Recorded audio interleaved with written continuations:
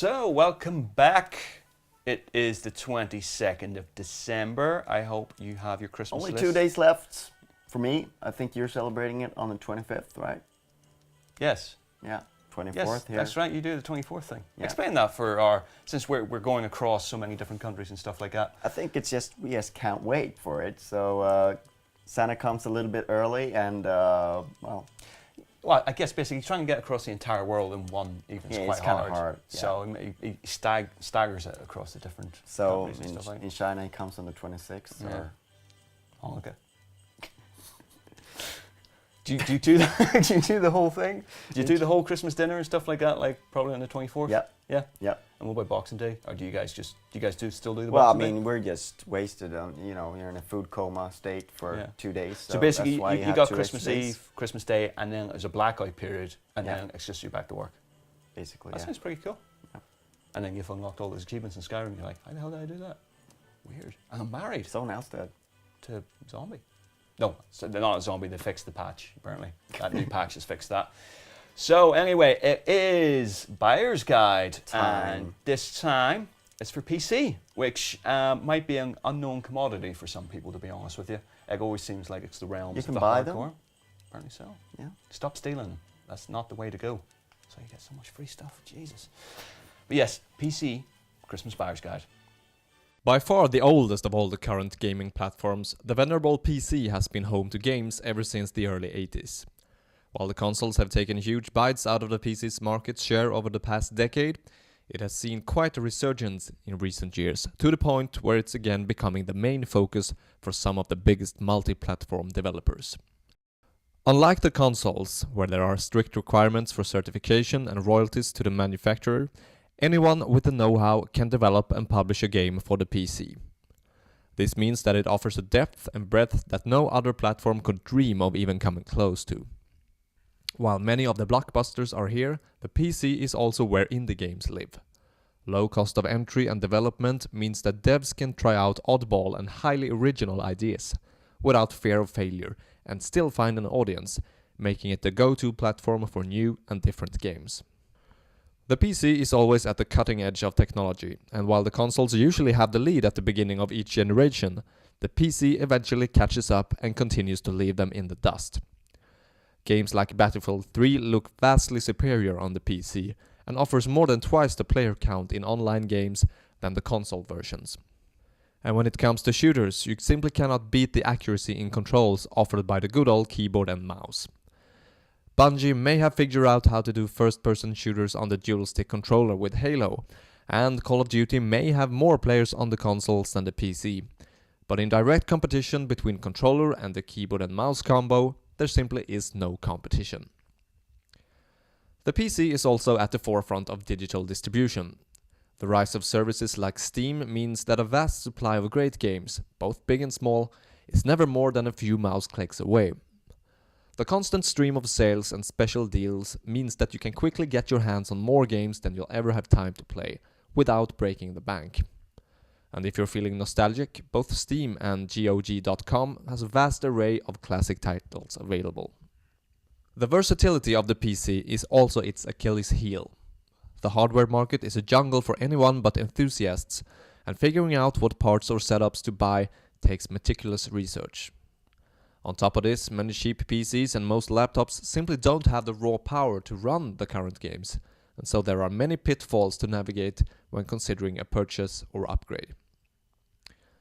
Many of today's AAA titles are developed first and foremost with consoles in mind, which sometimes leads to a buggy or otherwise flawed PC version that may just be the leading cause of premature balding. The constant release of new and better hardware is another point to consider. While a solid bang-for-your-buck gaming rig will serve you well for years, it's nowhere close to the decade of gaming joy that Sony promises with the PlayStation 3, if you were one of the early adopters. Depending on where we are in the cycle, a console is likely to be able to run the latest games for much longer than a PC bought at the same time, and there's just no way around that. We already mentioned Battlefield 3, which is one of the best shooters released this year, and a brilliant showcase of the power of the PC. As good as the console versions are, they are completely overshadowed by the PC release. With 64 players going head-to-head both on foot, in tanks and in jets, Battlefield 3 offers action on a level that few other games can manage. The Witcher 2: Assassins of Kings is one of the finest story-driven role-playing games released this year, and one that's only available on the PC, at least for now. Taking full advantage of the PC's power, The Witcher 2 combines an exciting story with a visual fidelity that we're not used to from the genre. Deus Ex: Human Revolution is a prime example of a PC conversion done right. The sci-fi shooter and RPG leverages player choice and playstyle to create a story and situations that can be approached in numerous ways, coupled with a high-tech story of corporate rivalries and conspiracy. Going back a little further, StarCraft 2: Wings of Liberty is the unrivaled ruler of the real-time strategy scene. It's a game with a seemingly limitless depth, and top players capable of almost inhuman levels of multitasking, strategizing and mind games. Don't be scared though, brilliant matchmaking means finding players on the same level as you a breeze. And as for indie titles, games like Super Meat Boy and A Reckless Disregard for Gravity are great examples of why the PC is such a fantastic platform. You should also give Amnesia: The Dark Descent a look. It is generally one of the scariest and most horrific games ever made. If you're looking to upgrade or buy a new PC, we recommend going for the Intel Core i5-2500 as your CPU. It offers the best mix between performance and value for money right now without comparison. Next thing to look at is the graphics card.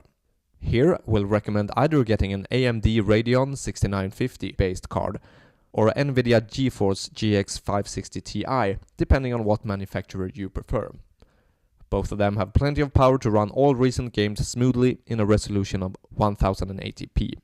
However, if money is not an issue and you lack technical know-how, then pre-built PC gaming specific rigs are available from a number of manufacturers, but they usually carry a hefty price tag. Well, that's the PC. Yeah. Guys, do you feel more informed about that? I feel like I need to buy a new graphics card. As do many of us. Or we can just pick up Macs. Shh. Anyway, we're on to the trailer competition and that time of the day where we get our hats On. You're a bit slower and slower here. I'm just getting it right. Yeah. I'll keep looking like a cocker spaniel because my hair gets like that. I want to make sure to stop doing it. Lady and the Tramp. I know we've beaten the odds before, but getting to that tower, I don't know, Shepard. I can handle them. Go! Off to the left!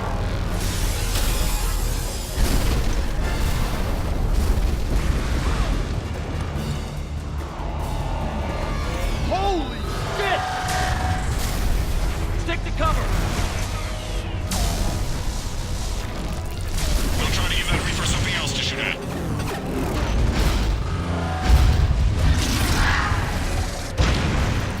Just keep moving!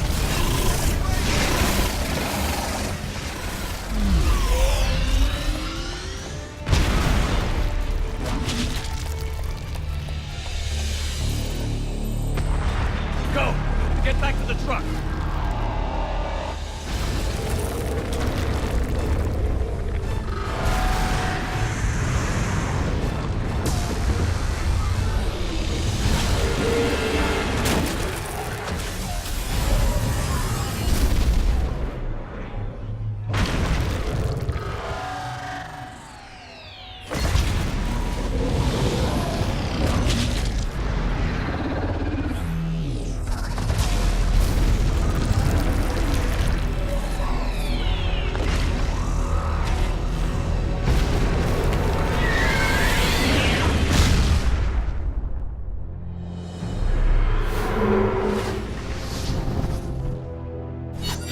Well, Mass Effect 3, one of our most anticipated games of next year. The question that you need to answer is...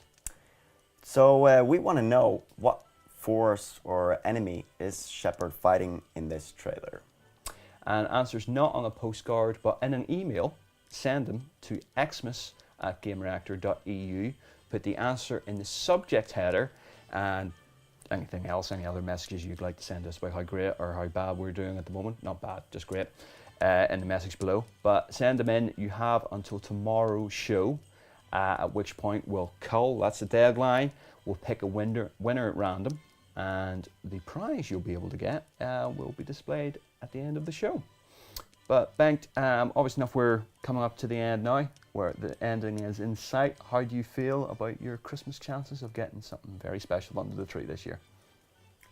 Well, not that good, not that great really. I mean, we're about to move, so everything that goes, basically all the money goes into our moving stuff and getting new furniture, shit. So I'm not expecting that much on the tree really. Ah, shame, man. Well, at least apparently you have that drink-a-thon happening in the next few days, so Yeah. just pick you up. Maybe you'll wake up in the other house. You've actually put everything together in a drunken haze. And you know, maybe I'll just wake up with a lot of shit. Lot of Under a shit? lot of shit. I don't know. Under a lot of shit and a lot of Yeah. shit. That I've Ki- acquired during my drunken rage. Drunken rages. Kids, watch out for them. Anyway, that's us. Cheerio, and see you tomorrow.